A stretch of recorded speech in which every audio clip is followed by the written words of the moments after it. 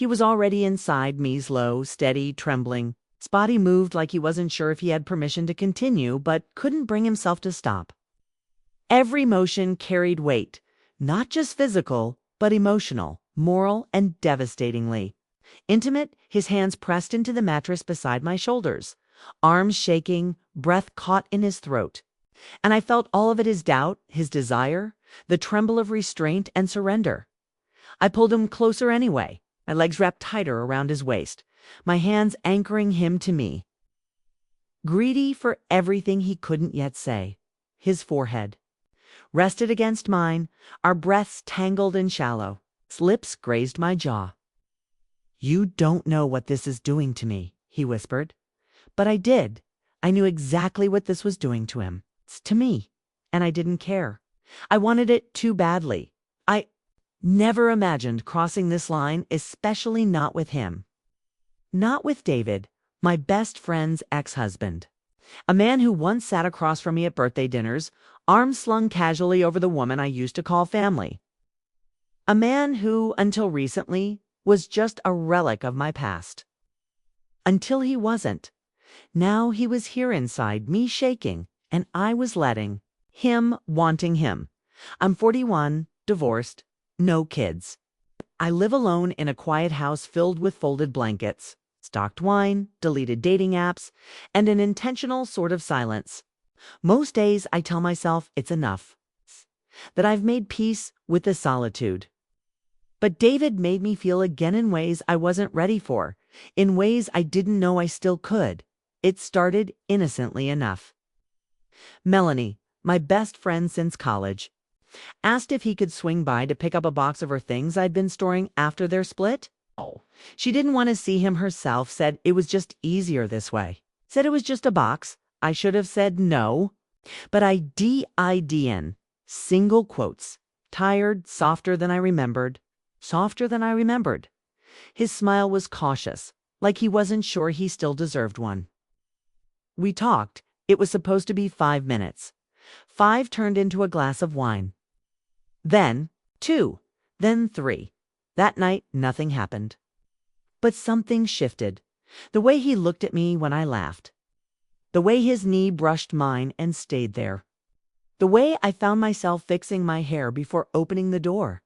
He came by again a few days later, claimed he'd left a chargeau. I knew he hadn't, but I let him in anyway. This time we didn't sit apart. This time our arms touched. This time the silence between us was alive, buzzing, waiting for permission. Then he kissed me, tentative, searching. I kissed him back, decisive, hungry. That night we didn't make it to the bedroom, but the next time we did, and now here we were moving together in the dark, bodies flushed with guilt and want. He shuddered each time he sank deeper. His breath hitched as if he were trying to breathe through the consequences. "I shouldn't be doing this," he said, voice broken. "Then don't stop," I whispered. He didn't. He answered me with his body, mouth desperate against mine, hands firm on my hips. In that moment, I knew this wasn't a mistake, was a decision, reckless, irreversible, and entirely mine. When we finally stopped moving, his chest was still heaving. He didn't pull away. He stayed there, weight resting on me like he couldn't let go yet. Like letting go meant facing what we'd just done. I stared at the ceiling, heart racing, body aching. My lips were swollen, my skin warm where he'd touched it. And I knew this wasn't the end, 'cause once you've crossed a line like that, pretending it never happened isn't an option. And if you're still here, listening, maybe some part of you understands what it's like to want something you know you shouldn't.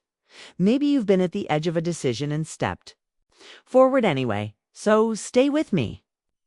This story only gets more dangerous from here, because the strangest thing about crossing the line, how fast you get used to it. I thought I'd feel shame, that I'd cry in the shower or avoid mirrors, but instead, I started waiting for him. I didn't plan it. It just happened. I set out 2 wine glasses instead of 1. I vacuumed more often. I wore softer clothes. He didn't come every day. Sometimes a week would pass. But when he did, it always felt like more than just a visit. It's an hour, maybe two. Just enough to keep the hunger alive. David wasn't charming in that polished, performative way younger men try to be. He was quiet, still, and real in a way that made me forget how long I'd been asleep. And this is only the beginning. He wasn't slick, hadn't flattered me with lines or compliments. He was quite thoughtful. He asked how I was doing, an actualist end, when I answered. And that undid me. You spend enough years being invulnerable, especially after 40, and the smallest bit of attention feels like sunlight on a house that's been boarded up too long. I didn't realize how much I missed being looked at, not glanced at, not tolerated, seen.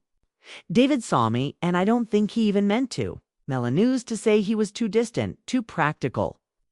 She wanted someone who'd sweep her off her feet, sew me in spontaneous and romantic and loud. David wasn't any of those things, but Harry remembered. The little stuff. He brought her favorite coffee without asking, noticed when her car tires were low, picked out the birthday cards that actually meant something. I used to think she didn't appreciate that. Now I realize I did. One afternoon, he came by to drop off an old cookbook she'd forgotten. I opened the door and he was just standing there holding it like a peace offering. She probably doesn't want it, I said. I know, he replied. Booty thought you might. I blinked. Me. You used to talk about this one, the pastille you made. What was it called? Taglate with lemon cream. He nodded. That one. It was good. I hadn't made that dish in years. I took the book from his hands and felt my fingers brush his. He didn't pull away. That night I cooked it. And when I sat down to eat, I texted him. You should have stayed. Would have been better with company. Didn't reply right away. I didn't expect him to, but 20 minutes later, he rang my doorbell. He ate with me, quiet, grateful. Said nothing about the last time we'd seen each other, but everything about the way he looked at me. Said he hadn't stopped thinking about it either. After dinner, we didn't touch. Helped me wash dishes, dried his hands on a towel, then stood too close behind me as I poured another glass of wine. I've been thinking about that night, he said, voice low. I held the glass without drinking. So have I.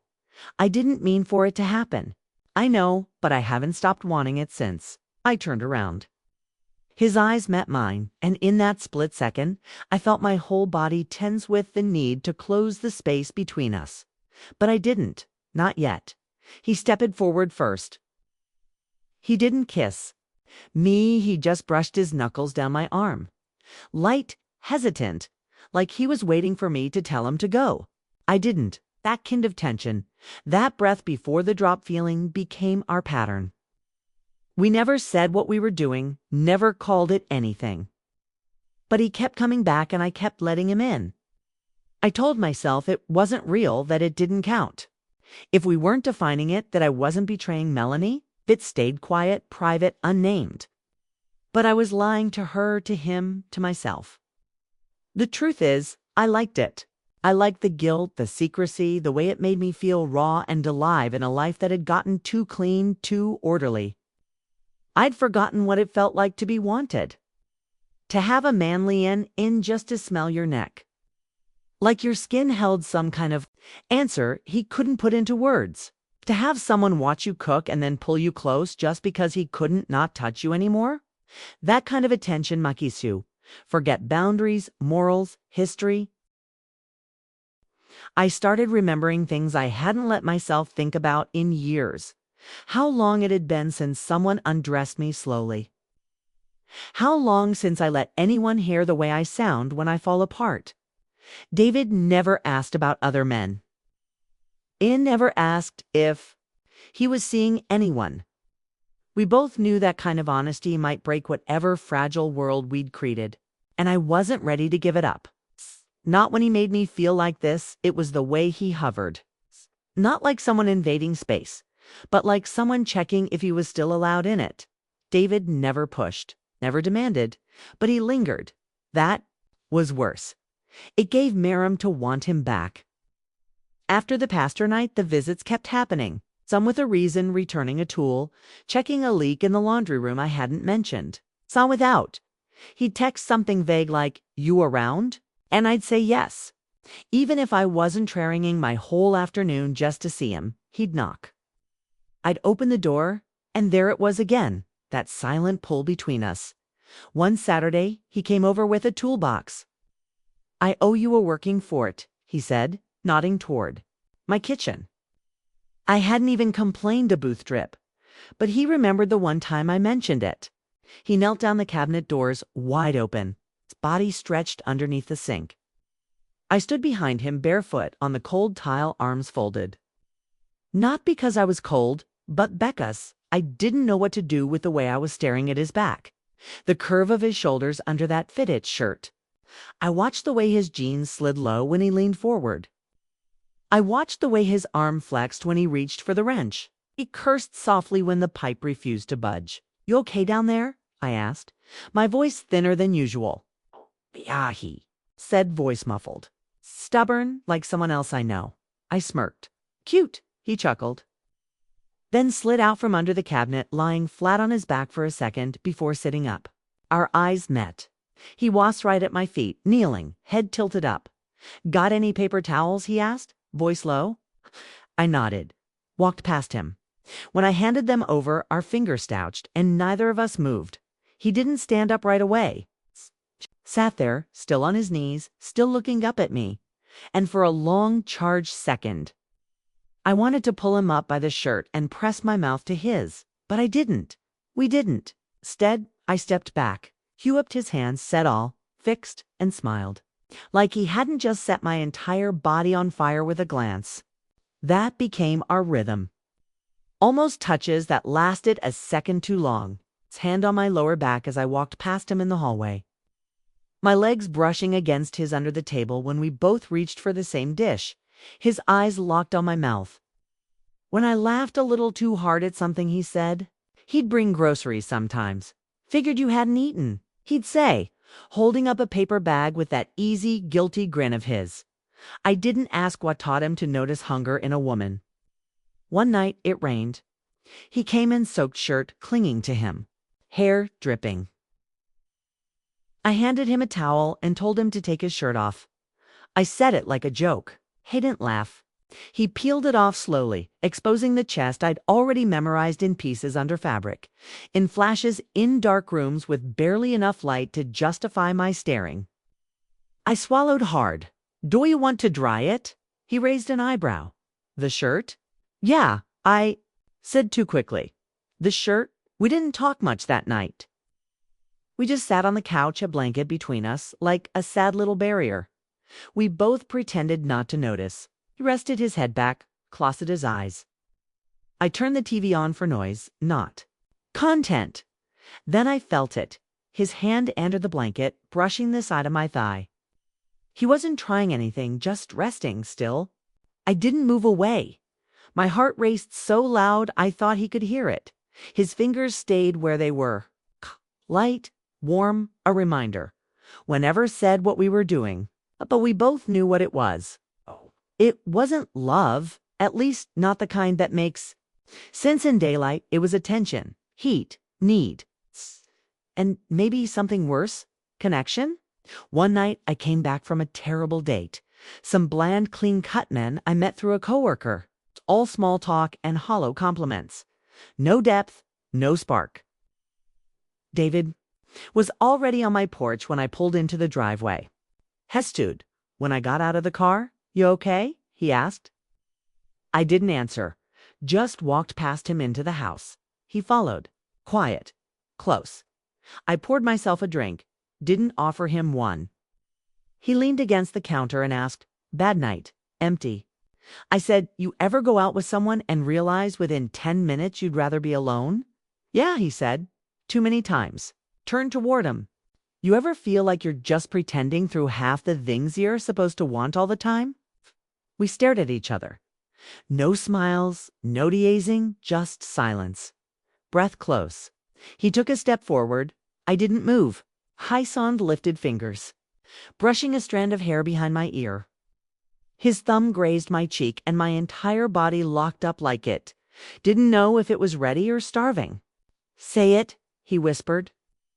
"Say what that you want this too, so I can't stop pretending I don't." I blinked. My mouth opened. Nothing came out because I did, but I was still trying to convince myself I didn't. He leaned in slowly.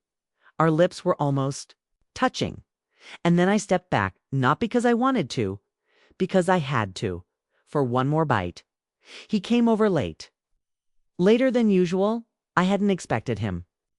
I was in bed already, wearing a soft sleep shirt and nothing underneath. My hair was messy. No. Makeup or movie paused on the TV.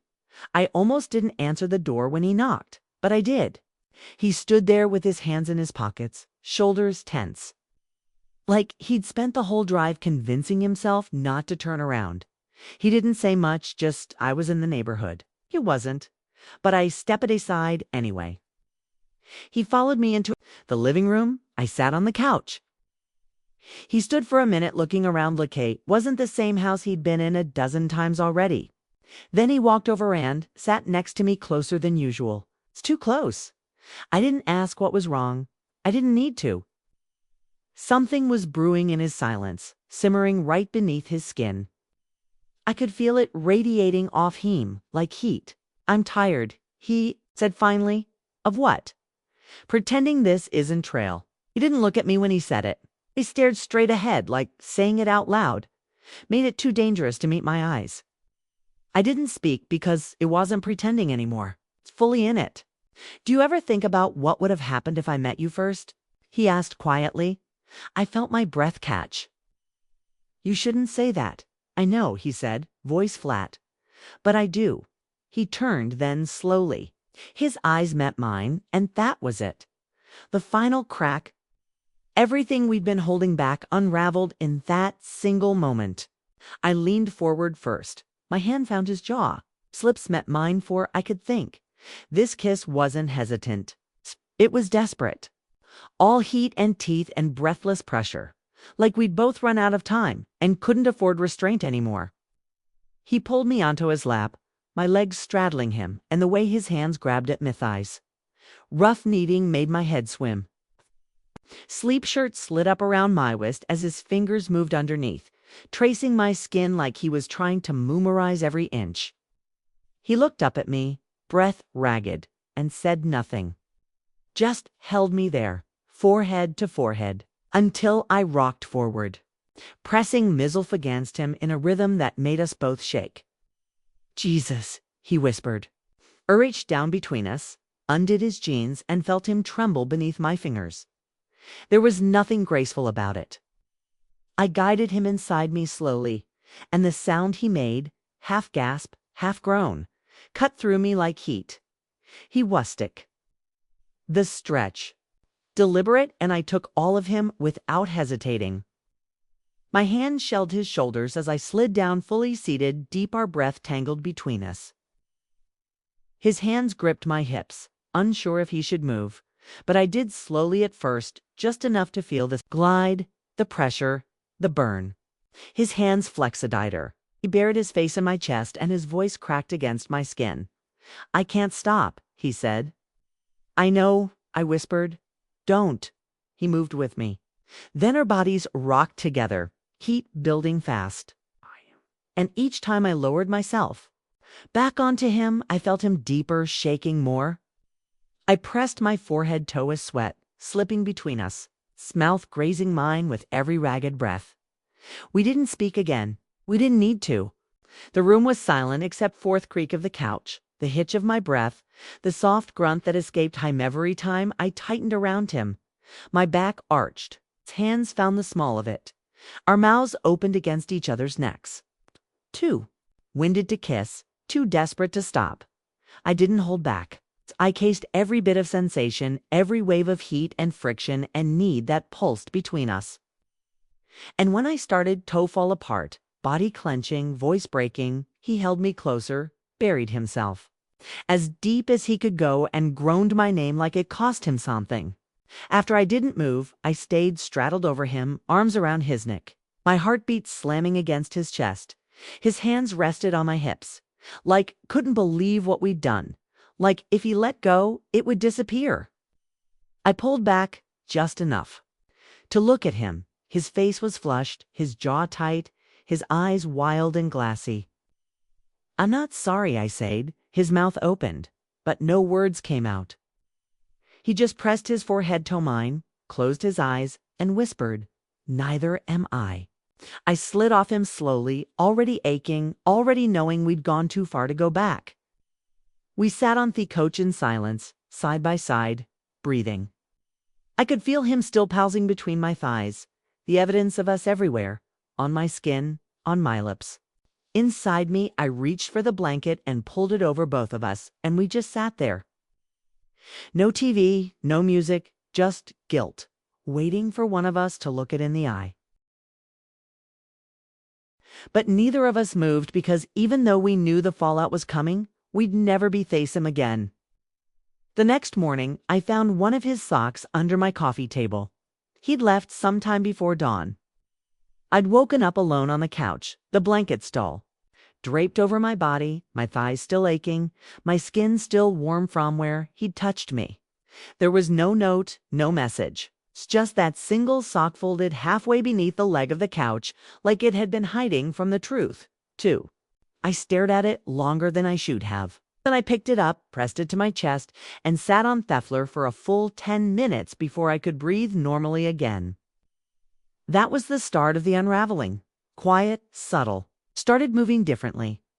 In my own home, keeping blinds half closed even during the day, checking the driveway twice before opening the door, washing sheets more often than I need dead toe. As if scrubbing away the scent could undo what had already been done. Nothing helped. Because the worst of it didn't live on my skin. It lived in my head, and my body wanted it again. That week, he didn't text. I kept glancing at me phone even in the middle of Zoom calls. Start to type something, then delete it. I didn't want to chase him. I didn't want to seem desperate. But I was not just for him, for the feeling. That feeling of being needed, held, seen. It wasn't love. I didn't even know if it was affection, but it was hunger. And I tasted it now on Thursday. He called, not texted. Called. I stared at the screen until it almost went to voicemail, then picked up. "Hey," I said, voice tight. He didn't say hi. I've been trying to figure out what to say. About what? About us. I sat down at the edge of the bed. There's an us now. His silence was the answer. Finally has said, "I don't regret it." I exhaled. "Me either. But I'm scared of what?" It's half-housed Mel. I bit the inside of my cheek. I haven't told her anything. Ick no, but she'll know eventually. She hasn't called me in over a month. You think she still cares what I do? She doesn't have to care. She just has to find out. I didn't say anything. Neither did he. He came over that night, not like before. No excuse, no pretense. Hack knocked, and when I opened the door, he just stepped in and kissed me hard. No build-up, no hesitation. We barely made it to the bedroom. Clothes came off in a trail from the entryway to the hall. I tripped on my own jeans. He laughed low and breathless, but his eyes were full of something heavier. When he entered me, it was with urgency, heat, like he wastering to burn the fear out of both of us. His hands were rougher this time, gripping my hips, his mouth open against my shoulder, his voice cracking as he moved faster, deeper. We didn't talk after. We just laid there, skin-slick chests rising and falling together. That's when I heard the knock, not on the door, on the window. My blood ran cold. He sat up fast, grabbing for his jeans. I yanked the sheet around me and crept toward the living room window. My heart beat in my throat as I peeked up through the slat in the blinds. 'Twas my neighbor, Mr. Halverson, 73. Insomniac. Always walking his damn dog past midnight. He squinted, then waved. Stow wave. But it was enough to make my whole body flush with heat. Not the good kind. When I came back to the bedroom, David was already half-dressed, sitting on the edge of the bed like someone waiting for a verdict. "I can't keep snaking around," he said quietly. I sat down next to him. So don't. We're leaving. I know. If this gets out, I turn to him. Then what? Mel throws a fit. She cuts me off. She already left you. She's moved on. She'll still find a way to make this ugly. Do you want to stop? I asked. He didn't answer. So I leaned in, resting my forehead against his. Because I don't. I keep telling myself it's just physical, he said. But it's not. I felt my stomach clench. It's Zoe, he whispered. It's been you for a while. And that was the most terrifying thing he could have said. Because now it wasn't just lust, it was emotional, it was dangerous. I pulled away, stood, wrapped the sheet around me tighter. He wanted to take it back, but he didn't. I looked at the clock. It was past 1 a.m., Ollie. He nodded, stood up, buttoned his shirt. At the door, he paused. Say it. Say hot. That you want this too. I swallowed hard. I want this too, I said. But we can't keep doing this. Someone's going to find out. It didn't happen the way I thought it would. No explosion, no screaming phone call, no sudden betrayal. It started with a text from Melanie. Simple, out of nowhere. Coffee next week. Need your eyes on a fundraiser invite. My fingers hovered over the screen. It had been 6 weeks since we'd spoken. No reason, just life drifting. Or so I told myself. Now, Ich knew she hadn't felt the shift yet. Not really, I replied. Sure, just tell Melwan. That night, David didn't come over. He hadn't in a few days, said work was getting heavy. Said he needed time to think. I knew that meant something was shifting inside him too, but I didn't ask. I didn't want to make it real. We met at our usual spot, Summity Cafe we'd been going 4 years. She looked good, lighter, hair a little shorter, cheeks flushed with something new. I waited for her to bring him up. She didn't. Instead, she talked about work. Her new boyfriend, Will, some startup guy. Different from David, she said with a small smirk. Looser, shedded in a good way. I smiled through it. The guilt didn't hit me in the way I expected. It didn't claw, didn't tighten my throat. It just sat in Mistamac, cold and heavy, like a stone that had always been there. I've been meaning to ask, she said suddenly, stirring her latte. Is David okay? He's bien quiet. He didn't respond to the last email about the storage stuff. I kept my voice level. We've talked a little. Raised an eyebrow. Really? I nodded. He came by for a few things. We didn't get in too much. She sipped her drink, watching. I changed the subject. Later that night, David finally texted. I can't do this anymore. That was all it said. No punctuation, no explanation. Stared at it for a long time sitting in bed, the blue light of the screen turning my face into something pale and hollow. One typed and deleted half a dozen replies. Then I wrote, okay, because what else was there to say? He didn't answer. 3 days passed. Then I saw him by accident, at the hardware store of all places. He was coming out with a pack of screws and a long piece of molding under one arm. We both froze. He looked thinner, like he hadn't been sleeping. I opened my mouth to walk past. Me without a word. Not angry, not cold, just gone, like we'd never happened. That night I stood in the shower for nearly an hour, not crying, just letting the water beat against me until I didn't feel anything. I told myself I should be angry. He used me, he left. Hemmed me break every rule I'd lived by for 2 decades and then walked away like it didn't happen. But I wasn't angry because I understood. He left because he had to save what was left of himself, to protect me from what we'd already ruined. I never told Maloney, she never asked. We drifted again. Naturally, this time I don't think she ever know, or maybe deep down she already suspects. Women like her always do, but she won't say it. That's her power, pretending not to see what's right in front of her. A month later, I found the sock again. I'd buried it in the back of a drawer under a pile of scarves I hadn't worn in years. I held it to my chest, inhaled. It didn't smell like him anymore. But I remembered the weight of him above me, the way his breath trembled, the sound he made when he moved to deepen stilled it in to pull back. The look in his eyes when he said my name, like it hurt. No one ever said my name like that before, and I know no one will again. I put Thesock back in the drawer, didn't throw it away, didn't need to, because that part of me, the one that opened her body and her soul to someone she never should have touched, is buried too. No to raise, just folded away. I live my life now like it never happened. Dinner with coworkers, late night TV, grocery runs where I pretend not to glance at his careen passing. But some nights when it's too quiet, when the house hums with silence and I can feel the weight of my own choices pressing against my chest, I close my eyes and replay that night his beady, my breath, that moment when we stopped pretending. I tell myself truth. I crossed a line I can't uncross. But for one night, I felt like a woman asterisk. Thanks for listening.